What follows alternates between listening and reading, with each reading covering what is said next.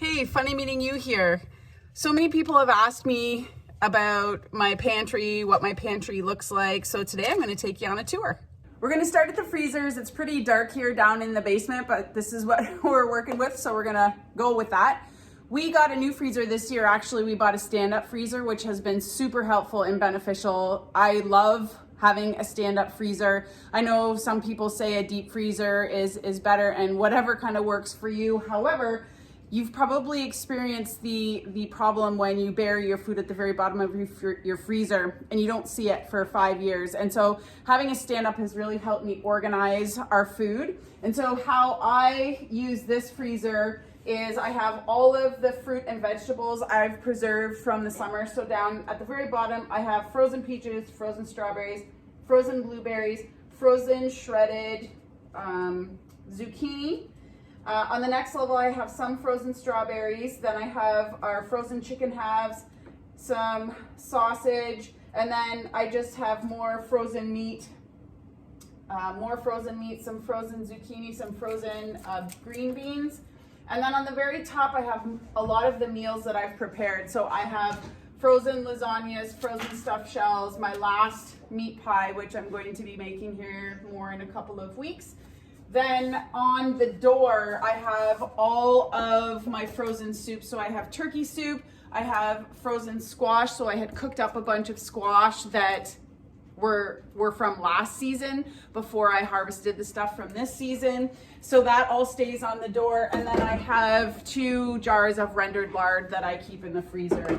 So, and you can see some of these shelves are empty, which is good. So that means we're eating through it. So that's the stand-up. Love that thing. Let's move over here. I do bird. I do like shadow puppets. Okay. In this freezer, I have a lot of odds and ends. So once we have a few kind of leftovers and things like that, I'll start putting them in this freezer. And then when we eat this freezer down, we go in here and I defrost that one and shut it off. And so I do have a bit of a cycle kind of that I use as I eat through the freezers. And then this one is like 4 feet by 2 feet. And this has all meat. So the lamb that we purchased, the pork that we purchased, the 2 venison or the 2 deer that we have. What else is in here? And maybe some chicken, but rabbit.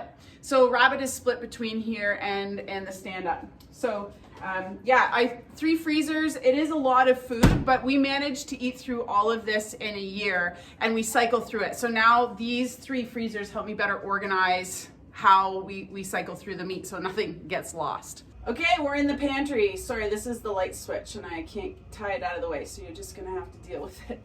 So from bottom to top, so we have some Newfoundland pickles, which are my absolute favorite. So this is a must-have on our pantry shelves every year. I have some leftover beet brine from last year. So helpful tip, I think I just put it in another one of my videos here just recently, but if you have leftover brine from when you're pickling, jar that with whatever you're canning, can that up as well, and then you can use it the next year so you don't waste. Pickled beets. Oh, I was like, what is that? This is the syrup left from making cowboy candy, so the candied jalapenos. And you can use this as a meat marinade. I haven't tried it yet, have to do that, but I'm gonna do rabbit, so I'll keep you posted. This is actually an example of something that I made with, it's called rubbish relish. I made it with all of the garden leftovers 2 years ago now. We've eaten 1 jar. So this I won't ever do again. And I have a ton of it. It just breaks my heart to kind of waste it. So I was thinking about putting it in like a chili or marinating meat with it. Who knows? Live and learn. This is pickled cabbage. And I got this recipe from the Ball canning book and it is so good. So this will definitely be on the pantry shelf in years to come. Ketchup, a super win as far as food prep goes. I love the flavor. Problem with this is we don't eat a lot of ketchup. So again, something like kind of lesson learned. I won't make as much of it next time if I make it at all again. Even our Heinz jar of ketchup in the fridge goes old before we even eat it. So I don't know what I was thinking. I think I just wanted to try and make it. Okay, so the bottom of that shelf is some organic cane sugar, my preserving crock, and then the bottom corner is mostly vinegar, both apple cider vinegar and white vinegar, pickling vinegar, some baking soda, and kosher salt. So I make sure I always have things on hand if I want to pickle or can something. Next shelf, a ton of pickles, because Brian loves pickles, so do I, but Brian really loves pickles, so we always have that on hand. More pickled beets, and if for no other reason, they're just so pretty. That's why you should have beets. I just love jars of pickled beets. I think they look so pretty. Bread and butter pickles, again, another staple in our house, so these will always be on the shelf. And then into jams. So I have peach jam that I made last year. We have blueberry jam that we made last year. Strawberry jam that we made last year. And the strawberry rhubarb jam, which is a house favorite as well. So all of those will need to be topped up this year. For sure, maybe not peach, but everything else will. Starting from this side, we have a couple of jars left of maple syrup. Honey from my brother-in-law, Jim. The famous cowboy candy. If you've never had this, you should try and make it this summer. So good. My jalapenos didn't really give her until the end of the season, and I didn't know that they were going to. So I got jalapenos. I went to the market, bought a bunch of jalapenos, and made this. So awesome. So good on so many things. This is, what is this? It's like collard greens or canned ham and collard greens. And I actually got this recipe from Rachel from that 1870s homestead. We don't love it, so that's okay. I tried it for the first time last year. I didn't make a ton of it, but it is really good in quiche, which I've started to make. So I found a way to use it and probably won't make it again. Bone broth, which you know I've made. Potatoes. These are all pasta sauce, so got a couple of rows of pasta sauce, more bone broth, canned chicken. These are the chickens that we butchered last year, all of the roosters that we raised. We kept most of the hens in one rooster, but all the other roosters, this is them. And I know it looks gross, for sure, I 100% agree with you, but this is so good. So a quick meal. On Friday night, I hadn't planned anything for dinner. So when Brian got home, I said, "What do you want for dinner?" He's like, "I got it." He came downstairs. I'm like, I know what he's coming up with. A can of chicken, a can of his favorite, corn. What else did we have? Oh, and then Brian made rice. And we had sauerkraut. So that was dinner. Like, honestly, it's dump and serve. And the dogs love it because they get all of the good jelly after we've eaten it. So super delish. One of those things that surprised me, but this will always be on our pantry shelves as long as I'm pressure canning. Top shelf, those are canned plain beets. I'm not a huge fan, but we eat them when we fry up potatoes. So we'll open a can of potatoes, beets, put salt and pepper and some seasoning in a like a cast iron pan, fry them up, and they're delicious. Again, Brian's favorite corn. He could eat this stuff every single day. If you like canned corn, this beats it like 100%. It's so good. So what I do, the neighbor down the road grows corn. So when it's corn season, I just go, I think I did 12 dozen or something like that. And then I can it up. That's pressure canned. So tasty. Pizza sauce. What is that called? Salsa. Having a brain fart. More potatoes. Green beans. We never run out of green beans. You know what green beans are like in the summertime. And then stewed tomatoes. And a really good recipe, I'm going to show it in a couple of weeks, is chicken cacciatore in the crock pot. Or sorry, not chicken cacciatore, rabbit cacciatore in the crock pot. Super easy, but so tasty with the stewed tomatoes. So, and they're super easy to can. So if you want to start somewhere with your leftover tomatoes, which most of us have. Down here are half of my squash. So these were the blue ones. I don't know that I would grow them again because they didn't keep very well, but we have acorn and butternut, and that goes right back to the wall. This is all applesauce that I canned in the fall from apples that we picked from a tree that had just a beautiful tasting apples. More bone broth, more stewed tomatoes. It's the stewed tomatoes you go through really quickly if you're making your own pasta sauce or whatever, or even doing the rabbit or chicken cacciatore. That's a couple bottles right there. Our pickled eggs. This is more pasta sauce, more canned beans, bone broth, potatoes, and more pasta sauce. So we don't need any more pasta sauce is the moral of this whole story. I also have in here something that I have to kind of deal with here shortly.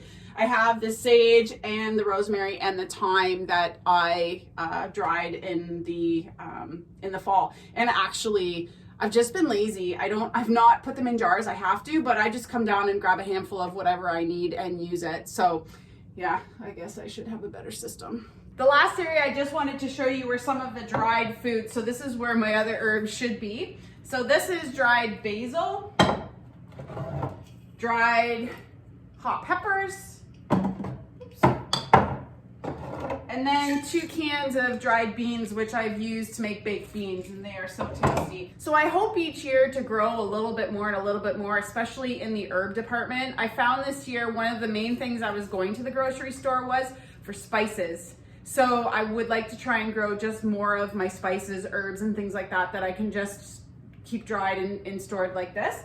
If you watched the canning potato video a couple of weeks ago, you would have seen this little area, but if you didn't, I have a box of onions. This is all I have left. I have a crate of garlic. I have quite a bit of garlic left. I might try and make my own garlic powder. And then I have 2 crates of potatoes. So we have a lot left there. And then of course, the leftover acorn and a few little butternut squashes.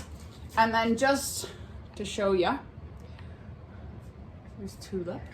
Behind door number 2 is where I keep a very messy stack of canning jars. And so by the time canning season is upon us again, most of these will be full, and this is where I pull from. So it's kind of this ongoing rotation of fill and empty. The other thing I just wanted to talk quickly about is the convenience and making sure that you put this food in your face, literally in front of your face, as far as thinking about it as an option.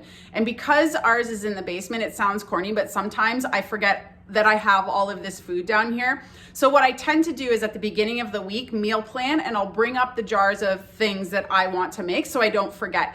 And that kind of keeps me on track as far as what I'm eating, because it is really easy just to pull stuff off the shelf if you're at the grocery store thinking that you need it, when in fact I have enough for almost a full year of meals down in the basement, in the freeze, a combination of in the freezer or in the pantry.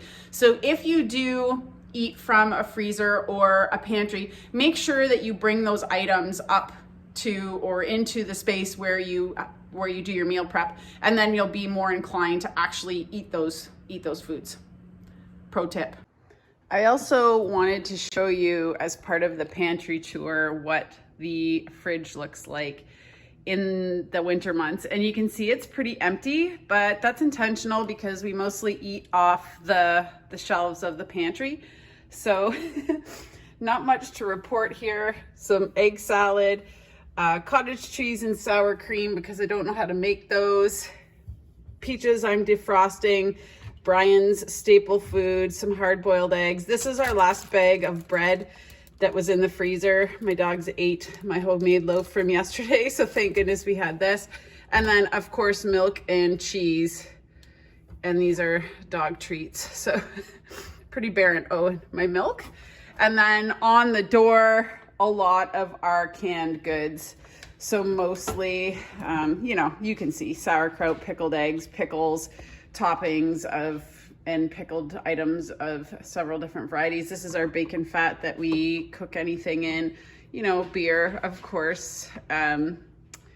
Yeah, so oat yeast for baking bread. And then usually I keep my butter up here, but right now it's LDD egg masses. Anywho, so that's it. Pretty boring in the refrigerator department, but that is just because we're eating out of the pantry. Close the door on that video. I hope you enjoyed the tour, having a sneak peek behind how we eat and cook and preserve all of the food that we grow or we harvest over the course of a year. You know, one of the things I think everybody could do is preserve a little bit more, even if it means just popping a few things in the freezer that you have extra, or going to the farmer's market and purchasing a little bit more and trying to preserve. And that way you don't need to go to the grocery store as much in the winter months. We don't really buy a lot of fruits or veggies now over the winter. Sometimes a treat, an orange or some clementines, but really we just eat off the shelves. And I know it's changing a little bit the way you prefer to eat. So a lot of people like fresh vegetables, but really that is a luxury. And so once you get used to eating kind of pre-cooked foods, first of all, you'll love the convenience. And second of all, you know, you get used to it and then you forget what it's like to have fresh food over the winter time. And it definitely makes you appreciate the fresh veggies that you grow in the spring. I cannot wait for lettuce and spinach this coming spring. So it definitely makes you a little bit more appreciative of all of those things. So thanks for watching, and I'll see you next time.